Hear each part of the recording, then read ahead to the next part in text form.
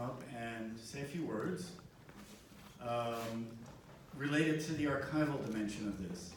I should point out in the very back last row we have Javiera Flores, who's our librarian and archivist. We saw a lot of photographs related to La Raza. That's part of a collection that we have digitized over the last 6 years, 25,000 images. If you come to the library, you can actually see a flat screen where you can actually move your hands around and physically kind of go through 25,000 images. I mention her because as some of you are inspired by our next 3 speakers and realize, hey, I have something that should be part of this, talk to her.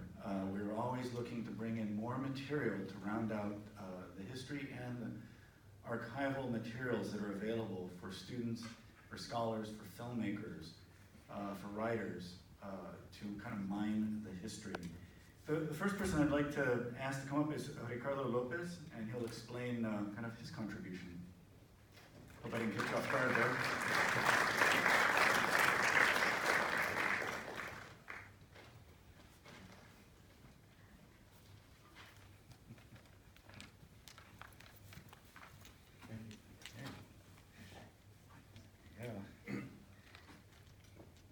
Good evening, everyone. My name is Ricardo Lopez, and I serve as associate producer on this wonderful film.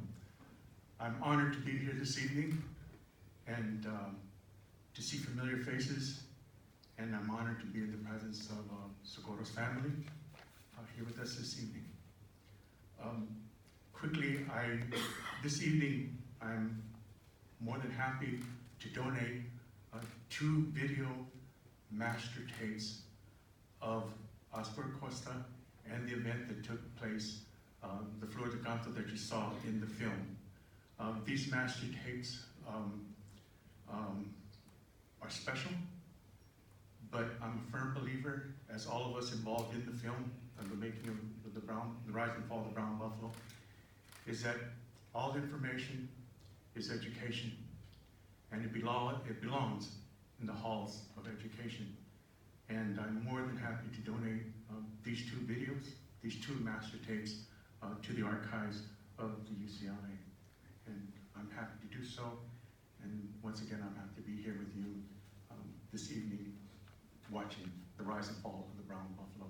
I also just like to thank, it's been an honor and a pleasure to work with the film director, Philip Rodriguez, who's here this evening, to allow me to participate in 2 projects that are so near and dear to my heart, and that was Ruben Salazar, The Man in the Middle, and The Rise and Fall of the Brown Buffalo, and 2 films that I know that Oscar would be very proud to know that were completed for all the young brown buffaloes here at UCLA.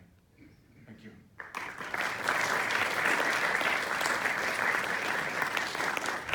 Thank you so much. And what you didn't mention is those are 2-inch masters. This is the old video, and they're big and heavy. And one of the first things we'll need to do is make sure that we can migrate it to more current forms, as well as preserve the actual original tapes. The next person I'd like to bring up is Socorro's brother, Jorge, who, as I was coming in, met with, and he handed me a copy of Oscar Z. Acosta's will and some of the photographs that you saw for us to digitize and return to them so that we have them here as part of our digital holdings. But he also just wanted to speak, I think, on behalf of the family and say a few words as well about the documentary and about his sister.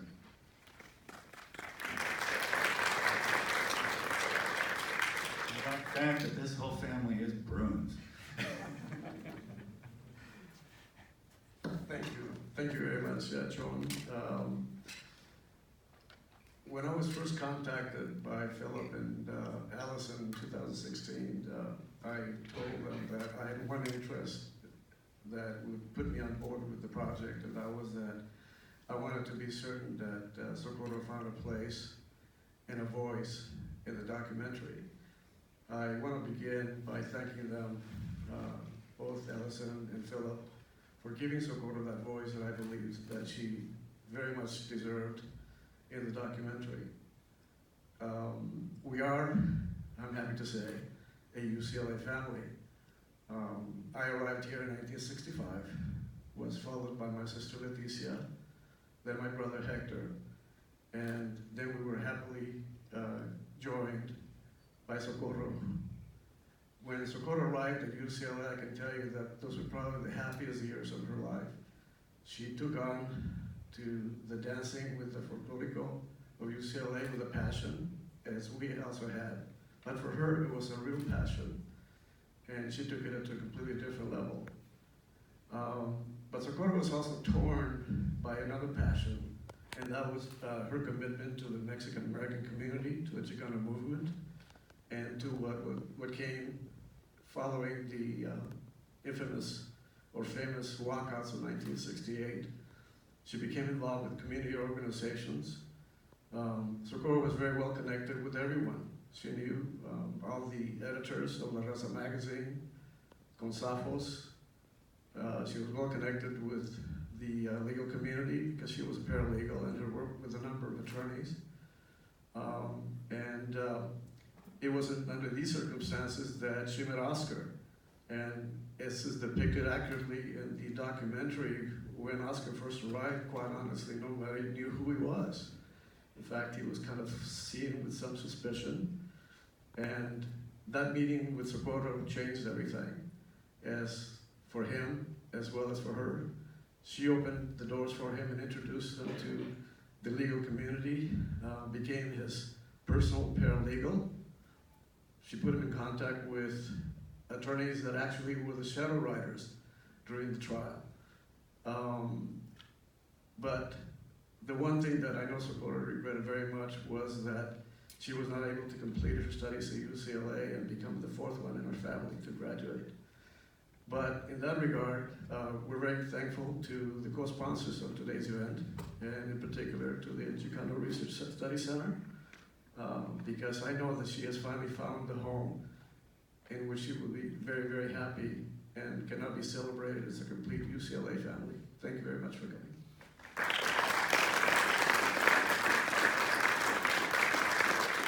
Thank you, Jorge. I know some of you have come from great distances, Fresno, East LA, to come to the west side here. Our next and last speaker before we have our Q&A is Socorro's husband, Roy Meacham, who has held on to her papers for the last 25 years since her passing, and who made them available for this documentary. And it's through the documentary and Allison Sotomayor and Philip that we've been put in touch with them. And he's flown in from the other side of the country where it's equally as cold. Halfway cold.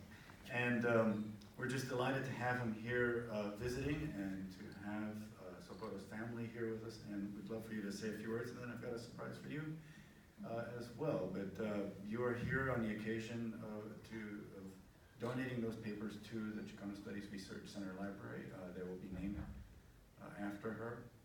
And we will be taking care of them, digitizing and making them accessible, and everything else to ensure that they are here for generations to come.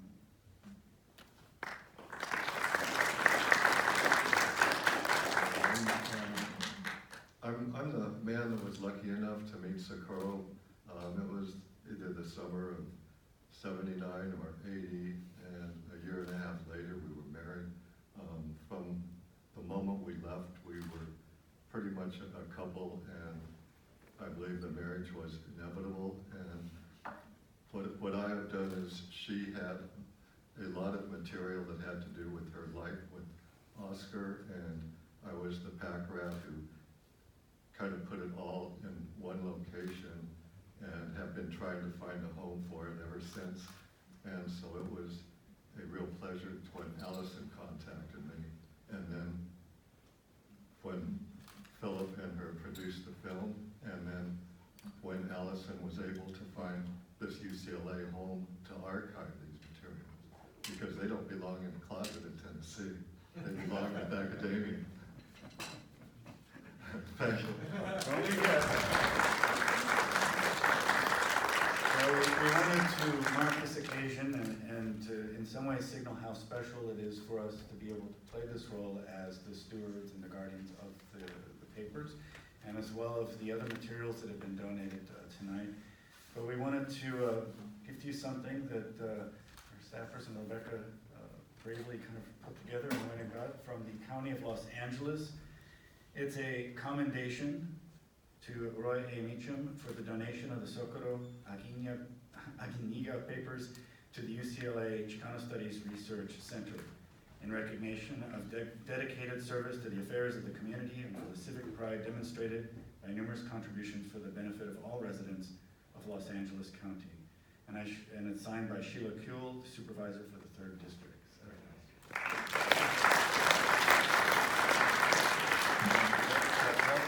The one thing that was important to me was that Socorro be recognized as the donor. And we're thrilled for that and glad to join you in that effort and to say that these papers will be here at UCLA. They will be available for anyone and everyone who wants to come in to see them.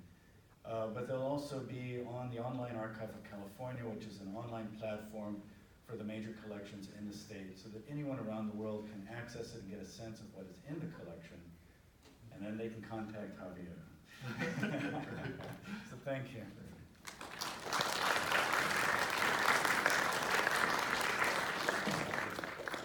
Now we've set up here, and I'm going to ask Philip and Jeffrey to come up, and while they're coming up here, I realize you've been sitting, we've been watching for about an hour. If you feel the need to get up and stretch, that's fine, but if you're ready to double down and you have your trucker flask, maybe you don't know what that refers to, but Philip will explain. We're glad to have them come up here and have a little bit of a Q&A, and we're very fortunate to have many members of the family here as well, and some of the questions may bounce back to them to fill in. So thank you guys. Thank you, John.